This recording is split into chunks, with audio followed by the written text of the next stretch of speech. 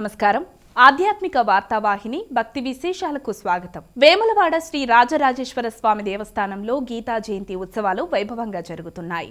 ఉత్సవాల్లో భాగంగా ఉదయం శ్రీ లక్ష్మీ గణపతికి అభిషేకం, శ్రీ రాజరాజేశ్వర స్వామి వారికి మహాన్యాస పూర్వక ఏకాదశ రుద్రాభిషేకం, శ్రీ రాజరాజేశ్వరి అమ్మవారికి లలితా సహస్రనామ పూజలు, పరివార దేవత అర్చనలు నిర్వహించారు. నాగిరెడ్డి మండపంలో సంస్కృత పాఠశాలకు చెందిన విద్యార్థులు సామూహిక భగవద్గీత పారాయణం చేశారు.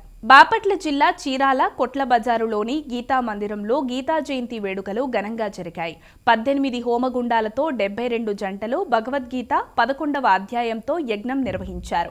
శ్రీకృష్ణ పరమాత్మను తులసీ దళాలతో అర్చించారు. అనంతరం నిర్వహించిన పుష్పాభిషేకం నేత్రపర్వమైంది.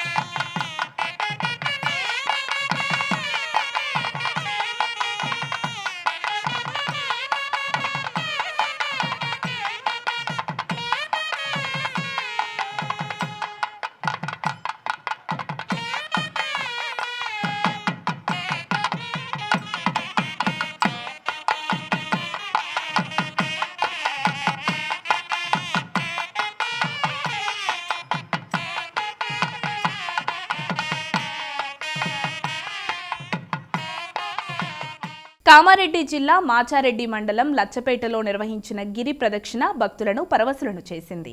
గీతా జయంతి సందర్భంగా శ్రీ వరాల ధర్మపురి లక్ష్మీ నరసింహస్వామి ఆలయానికి చేరుకున్న భక్తులు స్వామివార్లను దర్శించుకున్నారు. అనంతరం గోవిందనామాన్ని స్మరిస్తూ భక్తులు ముందుకు సాగారు. హైదరాబాద్ షాపూర్ నగర్లోని శివశక్తి ధ్యానయోగ ఆధ్వర్యంలో సామూహిక గీతా పారాయణం జరిగింది. గీతా జయంతి సందర్భంగా పారాయణం అనంతరం నిర్వహించిన సాంస్కృతిక ప్రదర్శనలు ఆకట్టుకున్నాయి.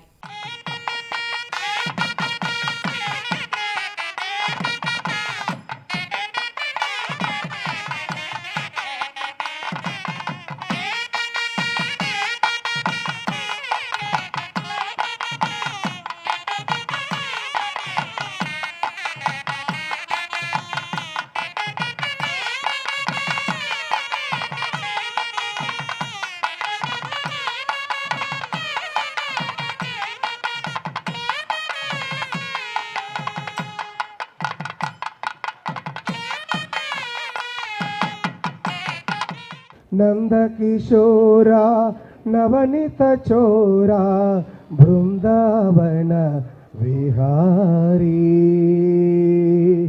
గీత ప్రదాత జ్ఞాన ప్రబోధిత గీత ప్రదాత జ్ఞాన ప్రబోధిత హే బృందావన విహారీ ప్రశాంతమన సంహేనం యోగినాం సుఖమోత్తమం ఉపైతి శాంతరజసం బ్రహ్మభూతమకల్మషం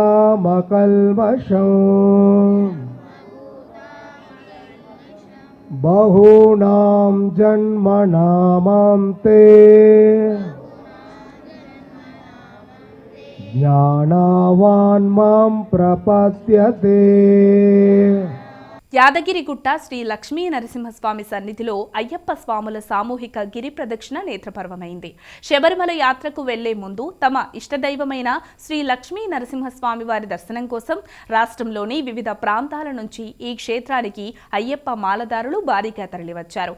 ఆలయానికి చేరుకున్న అయ్యప్పలతో పాటు స్వామివారికి అర్చకులు విశేష పూజలు చేశారు. అనంతరం అయ్యప్ప స్వామివారిని పల్లకిలో కొలువుదీర్చి మాలదారులు గిరి ప్రదక్షిణ చేశారు.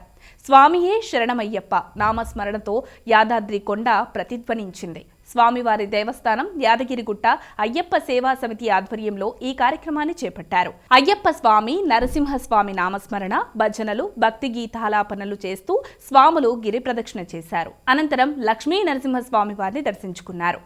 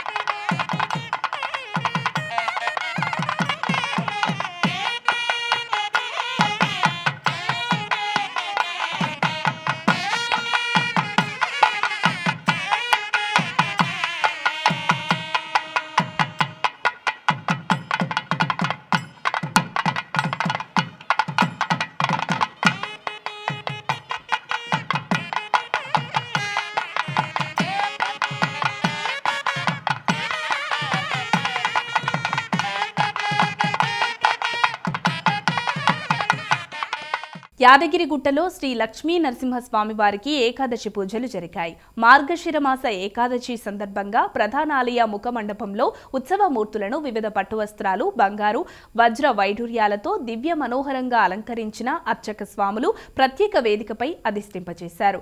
సుగంధ పరిమళ పుష్పాలతో లక్ష పుష్పార్చన చేపట్టారు.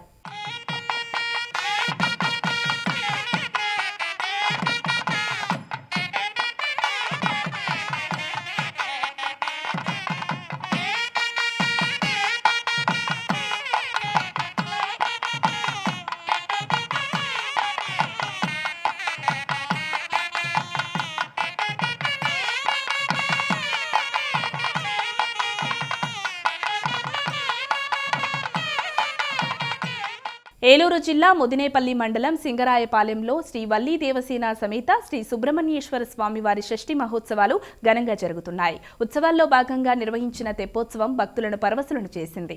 తొలుత స్వామివార్లకు విశేష పూజలు చేశారు. అనంతరం స్వామి అమ్మవార్లను పుష్కరిణి వద్దకు తీసుకువచ్చి తెప్పపై కొలువుదీర్చారు. తెప్పపై విహరిస్తూ స్వామివార్లు భక్తులకు అభయప్రదానం చేశారు.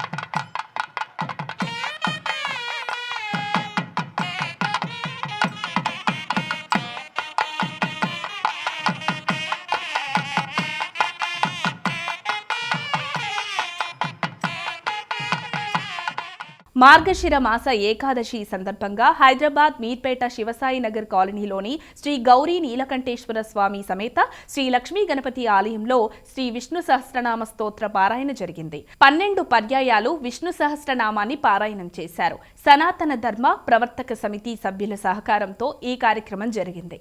విజయవాడ కనకదుర్గమ్మ అమ్మవారి దర్శనం కోసం భక్తులు బారులు తీరారు. వివిధ ప్రాంతాల నుంచి తరలివచ్చిన భక్తులు అమ్మవారి దర్శనం కోసం క్యూ లైన్లో బారులు తీరారు. అమ్మలగన్న అమ్మ, ముగ్గురమ్మల మూలపుటమ్మ కనకదుర్గమ్మను దర్శించుకున్నారు. దీంతో ఆలయ ప్రాంగణం అమ్మవారి స్మరణతో మారుమోగిపోయింది. భక్తులకు ఎటువంటి ఇబ్బందులు తలెత్తకుండా ఆలయ అధికారులు ప్రత్యేక ఏర్పాట్లు చేశారు.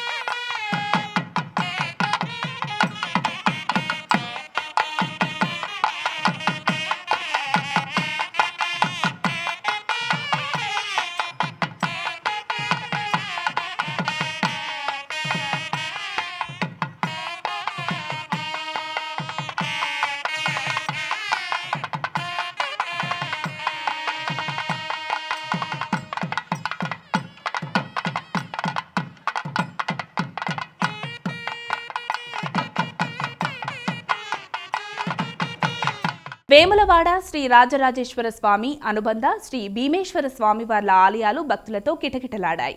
రాజన్న ఆలయం వద్ద ప్రచార రథం, ఎస్ఈడి వద్ద స్వామివారితో పాటు భీమేశ్వర స్వామివారిని కూడా భక్తులు దర్శించుకున్నారు. కోడెమొక్కులు చెల్లించుకున్నారు. మరోవైపు బద్దిపోచమ్మ ఆలయంలోనూ భక్తుల రద్దీ నెలకొంది.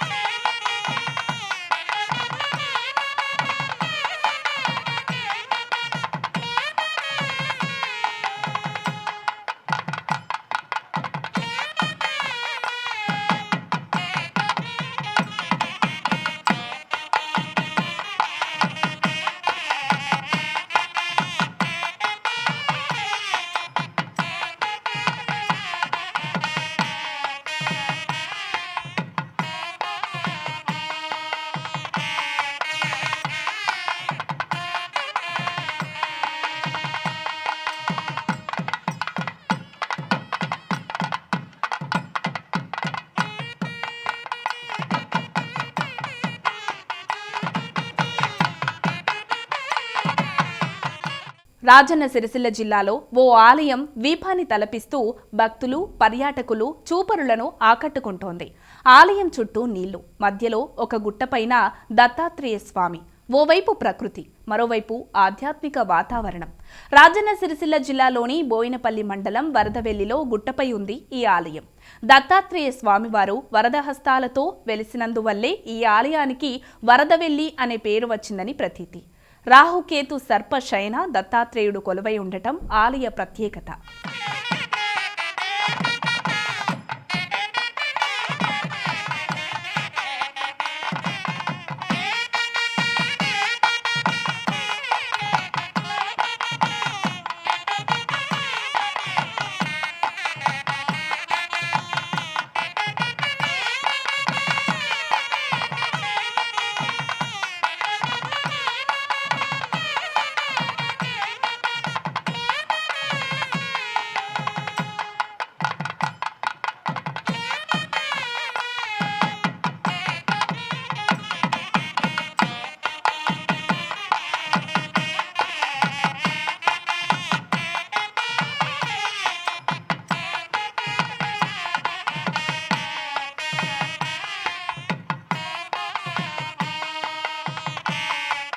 భారతదేశంలోనే తెలంగాణ రాష్ట్రం రాజన్న సిరిసిల్ల జిల్లా బోయిన్పల్లి మండలం వరదవెల్లి గ్రామం గుట్టపైన రాహుశయన దత్తాత్రేయ స్వామిగా స్వయంగా ఆవిర్భవించడం జరిగింది స్వామివారు. మరి ఇక్కడ స్వామివారి విశిష్టత ఏంది, మహత్యం ఏందయ్యా, ఎట్లా అవతరించిండ్రు ఇక్కడ అంటే గుట్టపైన గత 500 సంవత్సరాల క్రితం వెంకటావధూత అనేటువంటి ఒక అవధూత అఖండంగా 40 రోజులు తపస్సు చేస్తే ఆయనకున్నటువంటి రాహుగ్రహ, కేతుగ్రహ, కాలసర్ప దోషాలు తొలగించడానికై స్వామివారు సర్పరూపంలో దర్శనమిచ్చాడు. ఇక్కడ మన దేశంలో, భారతదేశంలో ఎన్నో దత్తక్షేత్రాలు ఉన్నాయి.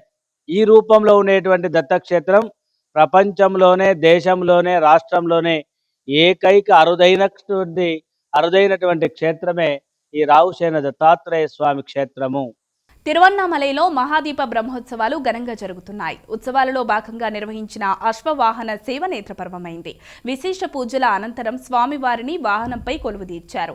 పార్వతీ సమేత సోమస్కందమూర్తితో పాటు గణపతికి ప్రత్యేక పూజలు నిర్వహించారు. అనంతరం అశ్వవాహనంపై మాడవీధులలో విహరించిన స్వామివారికి భక్తులు కర్పూర హారతులు సమర్పించారు.